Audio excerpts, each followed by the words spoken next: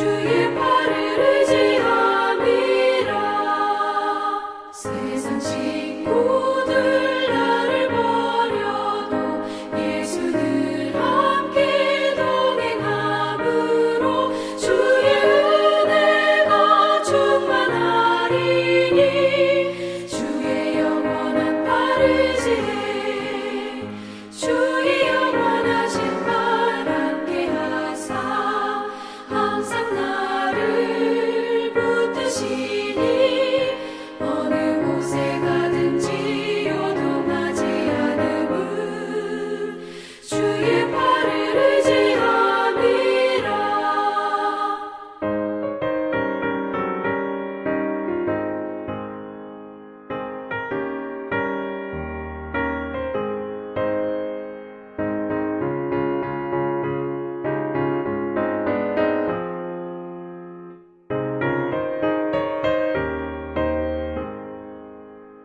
나의 믿음이 연약해져도 미리 예비한 힘을 주시며 위태할 때도 안보하시는 주의 영원한 팔 의지해 주의 영원하신 팔 함께 하사 항상 나를 붙드시니.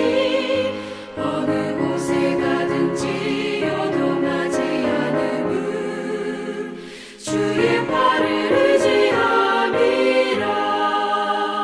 능지 못한 것 주께 없으니 나의 일생을 주께 맡기면 나의 모든 짐 대신 지시는 주의 영원한 팔 의지해 주의 영원하신 팔 함께 하사 항상 나를 붙드시니. 어느 곳에 가든지 요동하지 않음은 주의 팔을 의지함이라.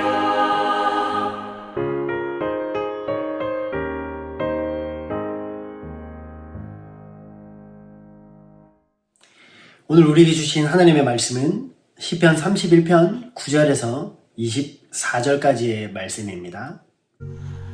여호와여, 내가 고통 중에 있사오니 내게 은혜를 베푸소서. 내가 근심 때문에 눈과 영혼과 몸이 쇠하였나이다. 내 일생을 슬픔으로 보내며 나의 연수를 탄식으로 보내며 내 기력이 나의 죄악 때문에 약하여지며 나의 뼈가 쇠하도소이다. 내가 모든 대적들 때문에 욕을 당하고 내 이웃에게서는 심히 당하니 내 친구가 놀라고 길에서 보는 자가 나를 피하였나이다. 내가 잊어버린 바 됨이 죽은 자를 마음에 두지 아니함 같고 깨진 그릇과 같으니이다. 내가 무리의 비방을 들었으므로 사방이 두려움으로 감싸였나이다. 그들이 나를 치려고 함께 의논할 때 내 생명을 빼앗기로 꾀하였나이다. 여호와여, 그러하여도 나는 주께 의지하고 말하기를 주는 내 하나님이시라 하였나이다.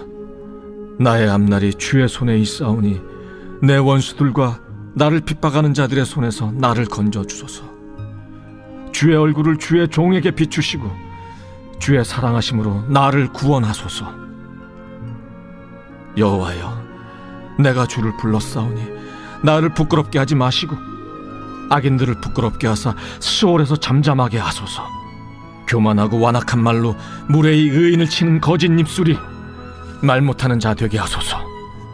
주를 두려워하는 자를 위하여 쌓아두신 은혜, 곧 주께 피하는 자를 위하여 인생 앞에 베푸신 은혜가 어찌 그리 큰지요. 주께서 그들을 주의 은밀한 곳에 숨기사 사람의 꾀에서 벗어나게 하시고 비밀이 장막에 감추사 말다툼에서 면하게 하시리이다. 여호와를 찬송할지어다. 견고한 성에서 그의 놀라운 사랑을 내게 보이셨음이로다. 내가 놀라서 말하기를 주의 목전에서 끊어졌다 하였사오나 내가 주께 부르짖을 때 주께서 나의 간구하는 소리를 들으셨나이다. 너희 모든 성도들아, 여호와를 사랑하라.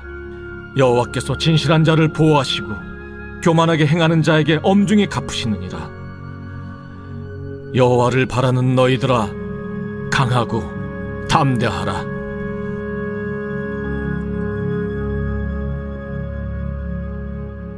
우리 어제 본문의 말씀에서 우리는 시인은 상황은 아무런 변화가 없었지만 하나님을 신뢰하며 믿음의 기도로 하나님 앞에 나아갈 때에 이미 큰 구원을 받은 것처럼 기뻐하고 주님을 찬양하는 모습의 시인을 보았습니다. 그런데 오늘 함께 읽은 본문의 말씀을 보면은 그 시인의 모습과 이어지는 모습이 굉장히 달라졌다라는 거예요. 그 전에 하나님을 기뻐하고 하나님께 구원의 모든 감사를 올려드렸던 모습에서 오늘 9절부터 말씀을 보게 되면 갑자기 그 시인의 모습이 애가의 형식으로 바뀌었다라는 겁니다. 애통하는 마음으로 하나님께 그 고통에 전류하는 모습의 애가의 형태의 시를 이 시인이 하나님께 고백하고 있다라는 것이죠. 그렇게 보면은 어제 말씀에서 보았던 시인의 모습이 똑같은 시인인데 어떻게 그렇게까지 달라질 수 있을까라는 생각이 들 정도라는 거죠. 오늘 말씀 9절에서 13절까지의 말씀에서 어떻게 시인이 그렇게까지 반대의 모습을 보일 수밖에 없었느냐, 그렇게 애통할 수밖에 없었는지에 대한 그 내용들이 이제 나타나게 됩니다. 9절과 10절의 말씀입니다. 여호와여, 내가 고통 중에 있사오니 내게 은혜를 베푸소서. 내가 근심 때문에 눈과 영혼과 몸이 쇠하였나이다. 한마디로 이 시인은 지금 하나님께 애통하면서 나의 몸이 쇠하였나이다 라고 고백하고 있어요. 다른 말로 하면 육체의 피곤함, 또 다른 말로 하면 이 번아웃 상태가 찾아오게 되는 것입니다. 하나님을 신뢰하고 하나님을 믿고 그 구원에 아직 눈앞에 하나님의 역사가 일어나지 않았지만 믿음으로 나아갈 수 있었던 그 시인이 어떻게까지 이렇게 반대의 모습을 보일 수 있었느냐? 그것은 바로 육체의 피곤함, 육체의 연약함, 그 번아웃 되어버린 그 육신의 어려움 상태 가운데 있을 때에 시인은 그 하나님을 향했던 믿음이 흔들렸다라는 것을 볼 수 있다는 겁니다. 그리고 9절과 10절 말씀을 더 보면요. 내가 근심 때문에 눈과 영혼이 약해집니다. 또한 10절에 보면 내 일생을 슬픔으로 보내며 나의 연수를 탄식으로 보내며 내 기력이 나의 죄악 때문에 약하여지며 나의 뼈가 쇠하도소이다 라고 고백하고 있다라는 거예요. 이 말씀은 한마디로 이 시인의 육체적인 몸 가운데에 질병이 찾아왔다는 것을 볼 수가 있습니다. 한마디로 그가 하나님을 향하여 그 흔들리지 않았던 그 신앙과 그 믿음의 고백이 이 육체에 찾아온 그 아픔, 질병, 그렇게 견딜 수 없는 어려움으로 하여금 하나님을 향하였던 마음이 바뀌게 되었다라는 것을 알 수 있다는 것이에요. 또 11절의 말씀입니다. 내가 모든 대적들 때문에 욕을 당하고 내 이웃에게서는 심히 당하니 내 친구가 놀라고 길에서 보는 자가 나를 피하였나이다 라고 애통하고 있다라는 겁니다. 이 9절과 10절의 어려움이 자신의 신체나 육체적인 고통 때문이었다면 이 11절의 말씀은요, 이 시인을 덮친 것이 육체적인 자신의 문제뿐만 아니라 사회로부터 다가오는 고통까지 더해졌다라는 것을 볼 수 있다라는 겁니다. 모든 대적들 때문에 욕을 당하고 내 이웃에게서는 심히 더 당하게 되었다라고 말하고 있다라는 거예요. 한마디로 사회적으로부터 날아오는 오해, 사회가 나를 향하여 오는 비난, 혹은 사회로부터 내쳐짐 당하는 그러한 어려움이 이 시인에게 찾아오게 되었다라는 것을 볼 수 있다라는 겁니다. 그런데 더 고통스러운 것은요, 그 뒤에 말씀입니다. 내 친구가 놀라고 길에서 보는 자가 나를 피하였나이다 라고 호소하고 있다라는 겁니다. 이것은 사회적인 고통을 넘어서 우리가 관계적인 어려움까지도 그 문제가 고통으로 찾아왔다라는 것을 볼 수 있다라는 거예요. 그리고 마지막으로 12절의 말씀입니다. 내가 잊어버린 바 됨이 죽은 자를 마음에 두지 아니함 같고 깨진 그릇과 같으니이다 라고 고백하고 있다라는 거예요. 그 고통이 어디까지 왔느냐? 내가 누군가로부터 혹은 모든 사람들로부터 잊어버린 자가 됨을 느낀 것까지, 한마디로 곧 죽은 자를 마음에 두지 않는 자, 죽은 사람을 더 이상 마음에 품지 않는 것처럼 완전히 마음으로부터 잊혀진 자 되어버린 그러한 고통까지 왔다라는 거예요. 이것은 어떻게 보면 우리들이 흔히 생각할 수 있는 마지막 보루인 거예요. 마지막 최후의 방어선까지 무너져 버린 겁니다. 다른 말로 하면 이 시인의 마음이 완벽하게 무너져 버렸다라는 것을 볼 수 있다라는 거예요. 우리는 이 시인의 모습을 바라보면서 기억해야 되는 것이 하나가 있습니다. 그것은 뭐냐면은 어떻게 하나님께 기도까지 했는데, 또한 그렇게 신뢰했는데, 혹은 마음의 확신까지 와서 눈앞에 아무런 환경의 변화가 일어나지 않았음에도 하나님을 신뢰했던 시인인데 하나님이 어떻게 저렇게 내버려 둘 수 있을까? 혹은 어떻게 그런 신앙이 이렇게까지 될 수 있는가? 라는 생각의 출발이 아니라는 겁니다. 이 말씀을 계속해서 묵상하면 할수록 이것이 떠올라야 된다는 거예요. 무엇이냐? 바로 우리의 싸움은 바로 신뢰의 싸움이다라는 것입니다. 하나님은 그대로이십니다. 아니요, 오히려 하나님께서는 그 시인의 고백과 기도를 들으시고 이미 하나님의 구원 계획을 실행하고 계시는 분이십니다. 그런데 그 하나님의 일하심에 맞게 우리 또한 끝까지 그 하나님을 신뢰하느냐, 혹은 주위의 모든 어려움과 고통 때문에 그 신뢰하는 마음을 놓쳐버리느냐의 싸움이 우리에게 남아있다라는 겁니다. 세상은 어떠한 방법을 동원해서든 우리가 하나님을 믿고 신뢰하는 그것을 무너뜨리려고 하고 우리에게 도전하고 있다라는 겁니다. 하나님은 변하지 않아요. 하나님이 우리를 그대로 내버려 두신다라는 개념이 아닙니다. 우리가 끝까지 그 하나님을 신뢰하지 못하게, 우리가 끝까지 하나님의 그 심리를 쟁취하지 못하게 방해하는 수많은 공격은 여전히 남아 있습니다. 그 도전 속에서 우리는 끝까지 모든 상황을 뛰어넘는, 모든 상황 가운데서도 하나님을 신뢰하는, 하나님을 선택하며 나아가야 하는 그것이 우리에게 남아있음을 기억해야 된다라는 겁니다. 한마디로 하나님을 신뢰할 것이냐, 아니면 눈에 보이는 것들에 흔들려 하나님을 오해할 것이냐 말입니다. 시인은요, 그 중대한 기로에서 14절의 말씀을 고백하고 선택합니다. 여호와여, 그러하여도 나는 주께 의지하고 말하기를 주는 내 하나님이시라 하였나이다. 아멘. 예전에 시인은 그 하나님을 붙드는 그 말씀 가운데 여전한 그 시인의 고백이 이 수많은 어려움 중에서도 흔들리지 않는 하나님을 선택하는 신뢰 고백을 다시 드렸다라는 겁니다. 우리 또한 이러한 고백이 있어야 할 줄 믿습니다. 그리고 15절의 말씀입니다. 나의 앞날이 주의 손에 있사오니 내 원수들과 나를 핍박하는 자들의 손에서 나를 건져 주소서. 처음 시인이 하나님 그 주님의 손에 자신의 영혼을 올려드립니다 라고 고백했다면 이제는 그 고백이 달라집니다. 이제는 자신의 모든 생애를, 한마디로 나의 앞날을 오직 주님의 손에 맡기는 고백으로 하나님께 나아가고 있다라는 겁니다. 우리의 고백이 끝까지 하나님을 놓지 않고 하나님을 신뢰하는 것을 선택할 때에 우리의 모든 것들을 하나님께 올려드림으로 나아갈 수 있게 됨을 기억하시기를 바랍니다. 그런데 오늘 저는 말씀에 더욱 은혜가 되는 한 부분을 나누고 싶습니다.